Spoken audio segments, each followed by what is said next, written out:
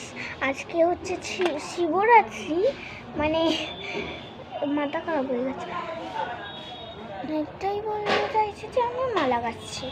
কীভাবে মালা গাচ্ছি দেখো, কুড়ি ফুল এইভাবে গাচ্ছি। তোমরাও নিশ্চয়ই গাচ্ছ। এখন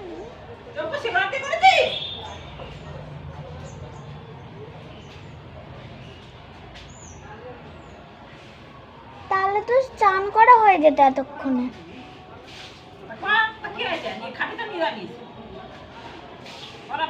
দেখি আবার মাছ নিয়ে হাজির হয় নাকি। বাসি মাছ খেতে হবে তো, তাহলে সবসময়ই বাসি মাছ খেতে হয়, মাংস সব।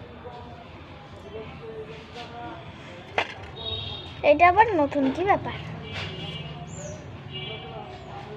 তো যাই হোক, মালাটা গাচ্ছি আমি এখন, পরে দেখা হচ্ছে আবার।